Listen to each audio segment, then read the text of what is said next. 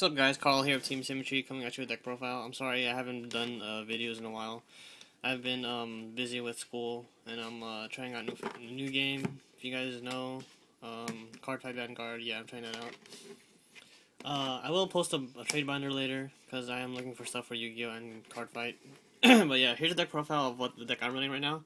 It's Inzektors, yeah. This is a budget build. So for any players who are complaining about how expensive the deck is, no, it does not run tour guides.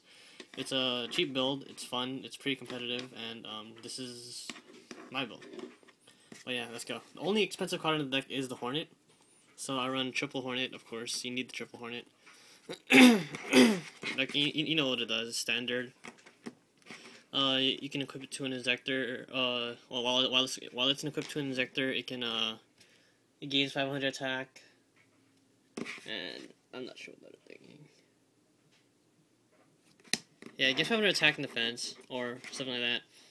And you can send it to graveyard to pop a card. Comes well with the Dragonfly, you know, Dragonfly and Centipede. Dragonfly, if an equipped card is sent to the graveyard while attached to this card, you can special summon another Inzektor. So I usually grab the Centipede. Centipede, when an equipped card is sent to the graveyard while equipped to it, you can add Inzektor from your deck to your hand. So it's basically like a loop.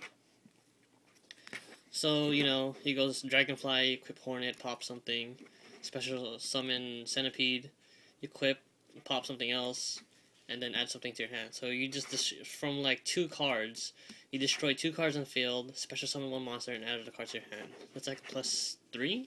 I'm not sure. But yeah. We also run the 1 Gigamantis, of course. If this card is destroyed while equipped to an Inzektor monster, you can special summon an Inzektor monster from your graveyard. Yeah, it's a good card, you know. And then plus, while it's equipped to the monster, the monster becomes 2400 attack. Oh yeah. And I run 2 Hopper. From other Inzektor builds, you only see the standard 10 Inzektors, but I am trying out the Hopper. What Hopper does is, you can equip an Inzektor monster to it, you know, but there's no real effect when the equipped card is sent to the graveyard. But aside from that, like if this card is equipped to an Inzektor, you can detach it to attack directly. It's mostly in there because it is 17. It can run over a lot of things, and it combos well with a spell card that I run in this deck. And also, you know, for Dragonfly, I do run out of targets because I usually only grab the Centipede. You don't want to grab the Hornets because you don't want to just leave it there and get hit for a lot of damage since it's really low attack. But yeah, 2 Hopper just for the things, and it's level 4, so I can like mind control and like go Utopia and stuff. Then I run the other monster and our Inzektors. I run the Mystic Tomato, Armageddon Knight, you know, helps speed up the deck. Sangan, Spirit Reaper help me stall. This card's good against Dino Rabbit. Their only out to it is like Smashing Ground or like Dark Hole. Yeah. Then I run my spells. But I run triple MST. You know, you need to run this format. A lot of Phoenix chains going around. Triple duality for consistency. People are saying only run 2, but I like 3 because it just helps a lot.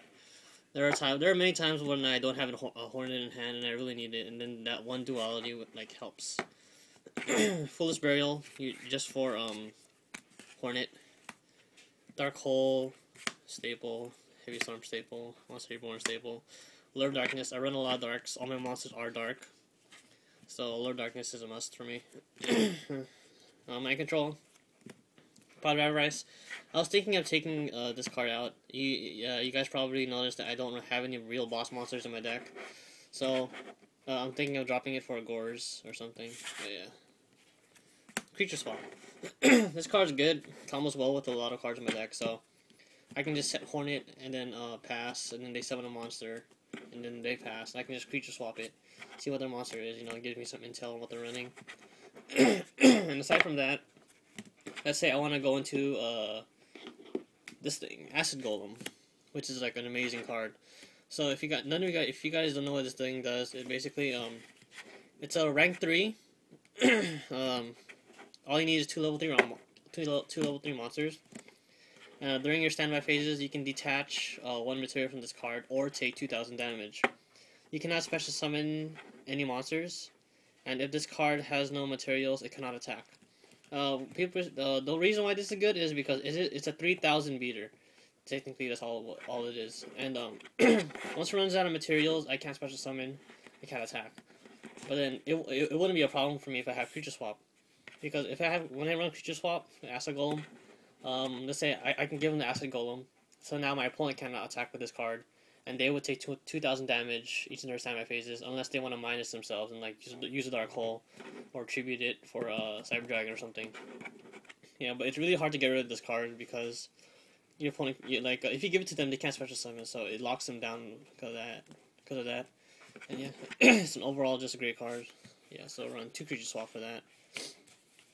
Then I run Inzektor Sword Zet Caliber.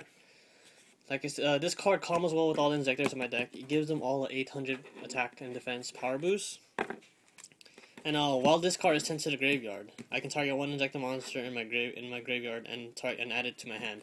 So this card is amazing because if they book it, if they book my Inzektor, if this card gets destroyed, as long as it's face up on the field, if it gets destroyed and sent to the graveyard, it doesn't matter how, I can add an Inzektor from my graveyard back to my hand. So it's an amazing card. And then if I equip it to Hopper, Hopper becomes 2,500 and Centipede becomes 2,400. They're pretty big. They can get over Dolka and Lagia. And then it's just an amazing card. If I were to play against a Dino Rabbit, their Lagia would have to negate this, so we wouldn't be able to run over the Lagia, and I can just equip things afterwards. Yeah, I run 2 of them because it's an amazing card. Then for traps, I run my Solemn Brigade, of course. I run the double Torrential. I run double Call of the Haunted, and I run double Divine Wrath. My friend told me about this card. He told me to run it over Fiendish Chain. Fiendish Chain, if it stays there, and your monster can attack, but you still have to get rid of the monster somehow. And if Fiendish Chain gets MST'd, there's no way to get rid of it. And Divine Wrath is good against Dino Rabbit as well. So let's say you summon your Dragonfly and you activate its effect, and then they negate it with Dolka.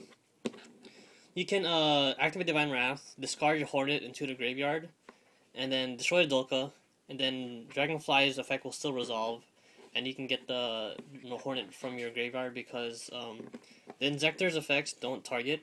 So when you can still equip from the hand or the graveyard, doesn't matter. But yeah, it's just a great card overall. And yeah, that's my Inzektor deck build. It's really it's been working alright. I still gotta fix a little things, but it's been working pretty amazing for me. But aside from that, there are things I need to fix, so if you guys want to help me out and fix things, I'd appreciate that. I know I'm not running any boss monsters. I was thinking of Dad and Gores, and I'm not sure yet. Let me know what you guys think, what I should drop, and what I should add in. But yeah, this is what I don't have a complete extra deck or side deck yet, so I'll let you guys, I'll update you guys about that in a bit. But yeah, this is the deck I'm running. Maybe even for YCS, or no, we'll see. But yeah, this is the deck I have for now. Yeah, guys, remember Divine Wrath, good card. Alright, guys, Carl here of Team Symmetry. Peace.